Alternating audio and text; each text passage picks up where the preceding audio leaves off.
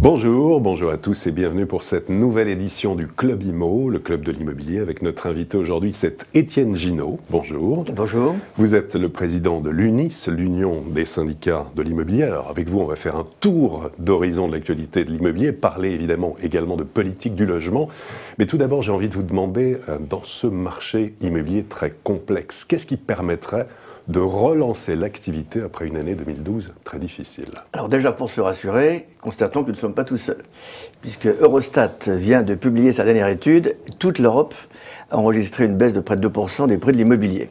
Donc la France n'est pas isolée, le constat est le même partout, il faut qu'il y ait une rencontre entre le vendeur et l'acquéreur.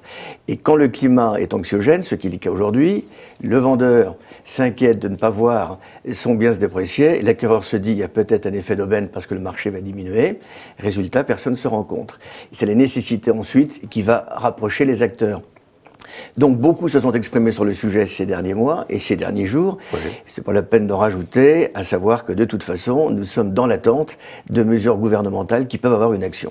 Le problème étant toujours le même, un manque de logements à vendre entraînera toujours une pénurie dans la réaction des acheteurs et des vendeurs qui sont dans l'attente d'une stabilité. On ne l'a pas. Et vous ne pensez pas qu'une forte diminution des prix permettrait de relancer le marché ?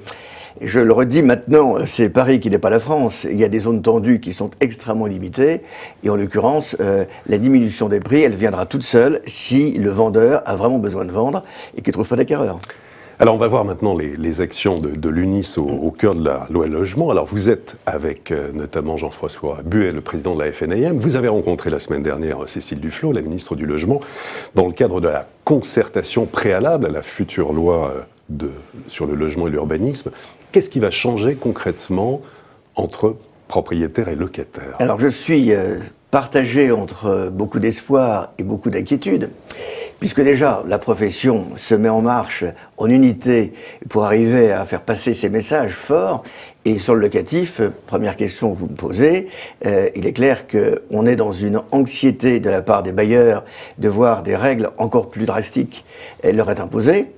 Étant précisé que la difficulté est qu'il y a des bailleurs que l'on peut qualifier de vertueux, qui respectent les lois et qui a un marché énorme de près de 50% de propriétaires indépendants, qui parfois s'y perdent, tellement la législation et les réglementations sont extrêmement compliquées, à telle enseigne qu'il est décidé par Madame la Ministre, Madame Duflot, d'aller vers un encadrement des loyers. Or, vous interrogez les bailleurs indépendants, je dirais ceux qui gèrent eux-mêmes leur patrimoine, non seulement ils n'appliquent pas aujourd'hui dans les zones tendues le respect des loyers qui doivent être bloqués à la valeur ancienne ou très peu majorés parce qu'ils n'ont pas le sentiment d'être concernés. Et pire, beaucoup ignorent totalement le fait qu'il y a une nécessité, une obligation, et qu'à l'avenir, cet encadrement sera fort. Donc le danger, c'est qu'il y ait deux vitesses entre ceux qui appliqueront et ceux qui n'appliqueront pas. Et en plus, soyons très clairs, si on ne donne pas des signes qui rassurent les investisseurs entre une fiscalité très lourde et un encadrement des loyers qui pourrait être très arbitraire, le danger, c'est qu'il n'y ait pas une objectivité dans l'application et dans la volonté de nos gouvernants d'aller dans un équilibre. Et l'équilibre, il est, à mon avis, en ce moment, très éloigné de la réalité. Mais alors, quel signe permettrait justement de rassurer? Déjà, il faut responsabiliser tous les acteurs. Un problème simple, et je vais tout de suite aller vers la garantie des loyers, une mutualisation qui est voulue par le président de la République, et Mme Duflot nous a rappelé ces derniers jours. Le grand danger, c'est de mutualiser le principe, sans pour autant le faire payer par toutes les parties.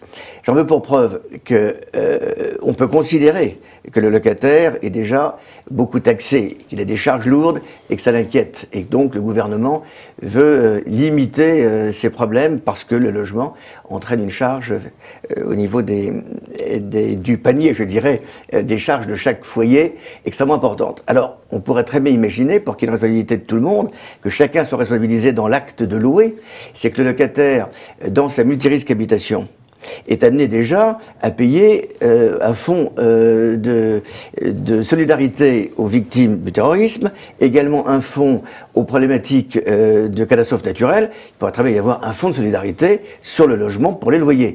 Car le grand danger serait de ne pas donner de signe d'équilibre, comme quoi chacune des parties a tout intérêt à se rassembler. On est dans une culture en ce moment d'opposition, une culture d'agression en quelque sorte. Il faut trouver de la médiation. La médiation passe par cet équilibre. Et beaucoup de locataires, s'ils ont le sentiment d'être respectés, leur participation à ce type de fonds ne me semble pas du tout les repousser ou les inquiéter. C'est équilibré. Donc vous souhaitez en fait que ce soit partagé à 50-50 entre locataires et propriétaires pour cette garantie universelle. Nous savons pertinemment que nous n'y arriverons pas à obtenir cet équilibre. Par contre, il y a peut-être moyen de déplacer le problème de façon qu'au niveau de la forme, il y a un respect de ce que cette charge soit prise en charge par le bailleur. Acceptons-le si c'est la volonté de nos gouvernants, mais que parallèlement, il puisse y avoir un signe fort aussi vis-à-vis des locataires, comme quoi ils ne sont pas à l'écart de cette problématique et qu'il est bien légitime, comme c'est eux aussi qui sont demandeurs, qu'ils participent par un moyen ou par un autre, d'où cette multirisque habitation qui déjà comprend d'autres participations et pourquoi pas celle de la garantie des loyers impayés. Comment va évoluer votre profession ?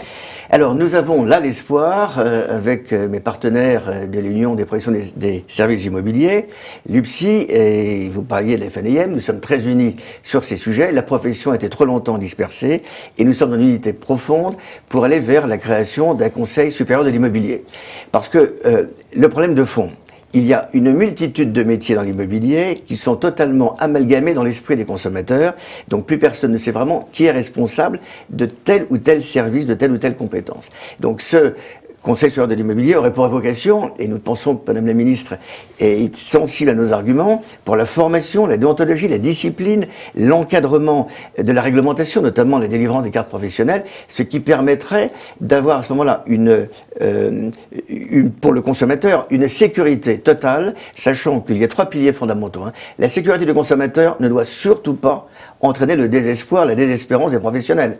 Parce que dans certains métiers comme la copropriété, si l'on va à nouveau taxer au mauvais prix les professionnels, en les empêchant d'avoir une rémunération normale, plus personne ne va dans le métier. Nous avons un énorme problème de déficit d'embauche, alors qu'on peut embaucher d'une façon très importante dans nos activités, mais le métier de la copropriété fait peur parce que justement il y a la problématique de l'économie qui est à côté. Donc nos métiers vont évoluer si on a ce conseil supérieur, également pour le consommateur en termes de sécurité vis-à-vis des amateurs, de ceux qui ne sont pas d'un professionnalisme fou, pour le moins qu'on puisse dire, et qu'on puisse à ce moment-là orchestrer la profession afin que le consommateur soit servi et que les bons professionnels soient parfaitement reconnus.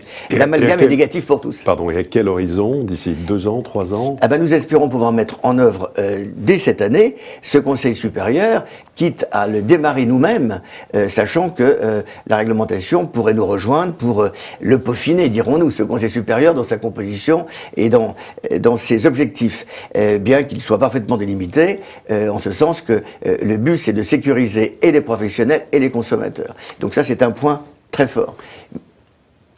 Ce qui est surtout très important, c'est que l'on ait les 3 piliers fondamentaux, la sécurité, le professionnalisme et le juste prix d'une rémunération. Le grand danger, c'est d'être dans le low-cost permanent. Nous assistons à des dumpings qui sont effarants et nous allons communiquer bientôt sur la possibilité pour les consommateurs de se faire une idée réelle de l'économie qui est proposée, car ce n'est pas un bas prix qui entraîne un service. C'est une qualité qui doit être au juste prix, c'est évident. Étienne Ginaud, merci beaucoup. Merci. Et à très bientôt pour une prochaine édition du Club Imo, Explore Imo, Le Figaro.